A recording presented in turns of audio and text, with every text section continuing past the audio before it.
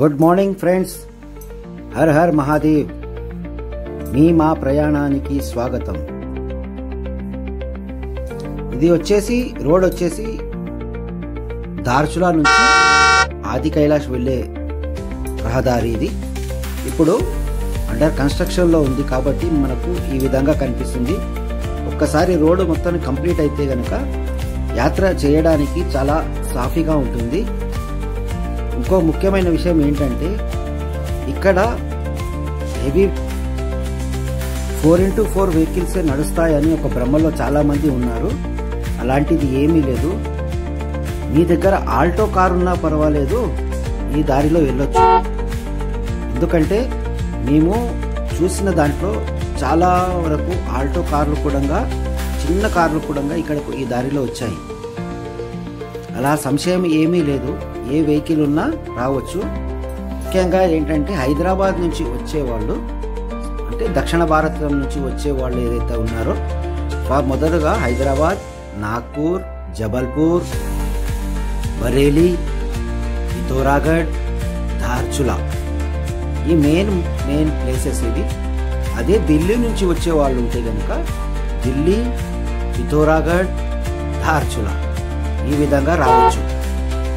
అక్కడ మనకు లోకల్ సర్వీసులు కూడా ఉన్నాయి, లోకల్ బస్సులు కూడా ఉంటాయి, అవైలబిలిటీ ఉంటాయి. ఢిల్లీ నుంచి పిథోరాగఢ్ నుంచి ధార్చులా వరకు మనకు అక్కడ బస్సెసే కానీ వెహికల్సే కానీ ఉంటాయి. మనం ఆ విధంగా కూడా రావచ్చు. ఎవరైనా పర్సనల్గా రావాలనుకుంటే కనుక, సొంత వెహికల్లో రావాలనుకుంటే కూడా ఈ దారిలో రావచ్చు. ఎప్పుడైతే సొంత వెహికల్లో వస్తారో మనకు ఖర్చు కూడా చాలా తక్కువ అవుతుంది. డివైడెడ్ బై 4 అవుతారా, మీరు 4 వస్తారా 5 వస్తారా, దాన్ని బట్టి మనకు అక్కడ ఛార్జెస్ కూడా డివైడ్ అవుతుంది. ధార్చులాలో SDM ఆఫీస్ నుంచి మనకు ఇన్నర్ లైన్ పర్మిట్ అనేది ఒక సర్టిఫికేట్ ఇస్తారు. ఆ సర్టిఫికేట్ ఏంటంటే మనము వెళ్ళే దారిలో ఆర్మీ చెక్ పాయింట్లు, ITBT వాళ్ళ చెక్ పాయింట్లు ఉంటాయి. అక్కడ వాళ్ళు ఎంట్రీ రాసుకుంటారు కాబట్టి అది కంపల్సరీ, ఖచ్చితంగా మనకు ఎంట్రీ పర్మిట్ అనేది కావాలి. ఆ పర్మిట్ అనేది మనకు SDM ఆఫీస్లో లభిస్తుంది. అక్కడ మనకు మెడికల్ సర్టిఫికేటు, పోలీస్ వెరిఫికేషన్ అలాంటివి ఒక 2-3 పేపర్లు సబ్మిట్ చేసి మనకు ఆన్లైన్లో మన పేరుని నమోదు చేసి మనకు ఆన్లైన్లో ఒక రసీదు ఇస్తారు. ఆ రిసిప్ట్ని తీసుకొని మనము జాగ్రత్తగా మన ఎంట పెట్టుకొని మనము ధార్చులా నుంచి ముందుకు ప్రయాణం చేయాలి. ఎక్కడెక్కడైతే మనకు వెహికల్ చెక్ పాయింట్ ఉంటుందో అక్కడ ఆ ఫామ్ని చూపించి ఎంట్రీ చేయించుకోవాలా. అదేవిధంగా ఏ విధంగా అయితే మనం రిటర్న్లో వస్తుంటామో ఆ ఫామ్ని చూపించి మనము ఎగ్జిట్ కూడా కంపల్సరీగా చేయించుకోవాలా. ఈ యాత్ర అనేది మే నెలలో స్టార్ట్ అవుతుంది. దాదాపు మే నెల నుంచి 3-4 నెలల వరకు ఉంటుంది. కాకపోతే మెయిన్లో మనం వెళ్ళాల్సిన టైం అనేది జూన్ ఈజ్ పర్ఫెక్ట్. ఎందుకంటే ముందుకు వస్తే వర్షాలు చాలా ఉంటాయి కాబట్టి ఆక్సిజన్ ప్రాబ్లమే కానీ హెల్త్ ప్రాబ్లమే కానీ మనకు రావచ్చు. కాబట్టి ఎంతవరకు అయితే అంతవరకు మే నెలలో మనము ఈ యాత్రని కంప్లీట్ చేసుకునే విధంగా ప్లాన్ చేసుకుంటే మంచిది. ఎందుకనగా మేము మే నెలలోనే ఈ యాత్రని కంప్లీట్గా చేశాము. ఎక్కువగా వర్షం లేదు, ఎక్కువ ఎండ లేదు, చలి తక్కువ, కాబట్టి మనకు అనుకూలంగా మనము వెళ్ళి రావచ్చు. చాలా లాంగ్లో మనం వెళ్తున్నాము కాబట్టి మనకు అంత దూరం వెళ్ళిన తర్వాత దర్శనం కావటం లేదు, రోడ్డు బ్లాక్ ఉన్నాయి, అలాంటి ఇబ్బందులు పడకుండా ఉండాలంటే మనము జూన్ మంత్లో మనము ట్రావెల్ చేస్తే చాలా మంచిగా ఉంటుంది.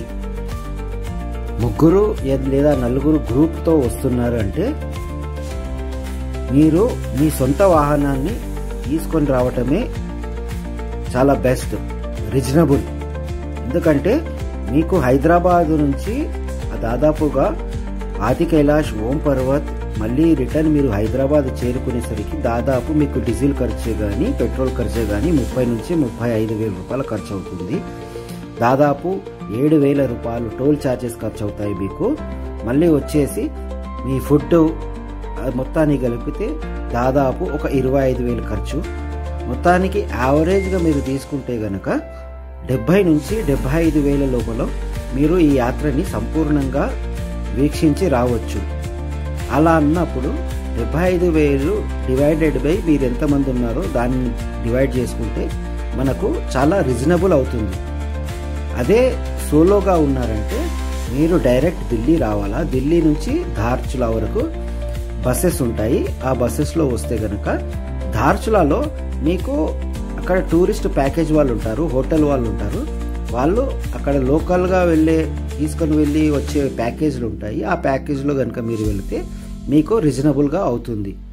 మొత్తానికి మీరు సోలోగా ఉన్నారంటే 30,000 నుంచి 35,000 ఖర్చులోపు మీరు ఆది కైలాష్ ఓం పర్వత్ దర్శనం చేసుకొని మళ్ళీ మీ గమ్యస్థానం.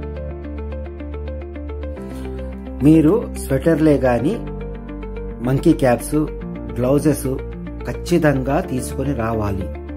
ఎందుకంటే ఒక్కొక్క సమయంలో నైట్లో -డిగ్రీలో చలి ఉంటుంది కాబట్టి మనము తట్టుకోలేము.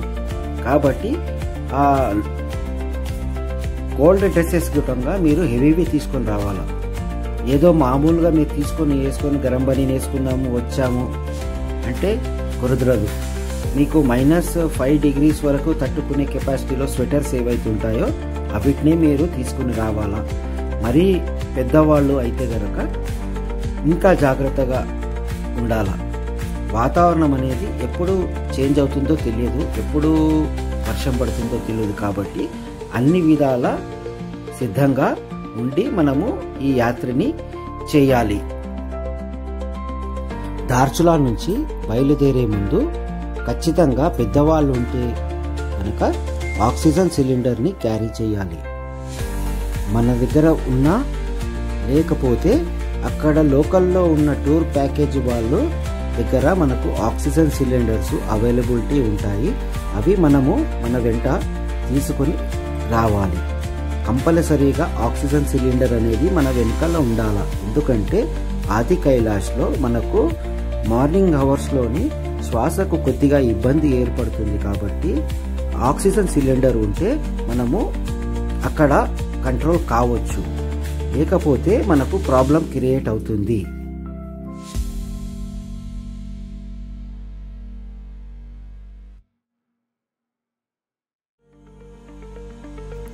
మీరు మీ పర్సనల్ వెహికల్లో ఉన్నట్లయితే ధార్చులా నుంచి ఎట్టి పరిస్థితిలో ఉదయం 4:30కు మీరు బయలుదేరాలి.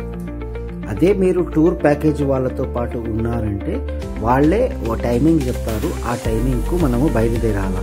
ఎందుకంటే ఉదయం 4:30కు మీరు ధార్చులా నుంచి బయలుదేరారంటే ఆది కైలాష్ చేరేసరికి మనకు దాదాపు 10:30 నుంచి 11 అవుతుంది. ఆ టైంలో మనకు ఆది కైలాష్ వ్యూ అనేది చాలా బ్రహ్మాండంగా ఉంటుంది.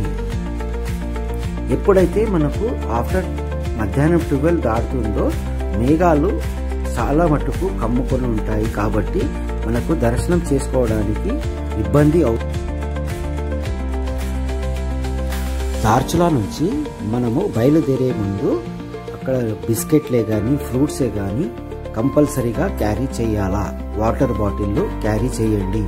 ఎందుకంటే దారిలో మనకు ఒక సమయంలో ఫుడ్ దొరకది కాబట్టి ఫ్రూట్స్ మరియు బిస్కెట్స్ మనము మేము ధార్చులా నుంచి బయలుదేరే ముందు ఏదైతే హోటల్లో మేము స్టే చేశామో ఆ హోటల్ వ్యక్తి మేనేజర్ మనకు చెప్పాడు ఏంటంటే మీరు ఎట్టి పరిస్థితిలో ఉదయం 10:30 నుంచి 11 మధ్యలో ఆది కైలాష్లో ఉండాలని ఖచ్చితంగా చెప్పాడు. ఆ సమయంలోనే మనకు వ్యూ పాయింట్ అనేది చాలా పర్ఫెక్ట్గా కనిపిస్తుంది.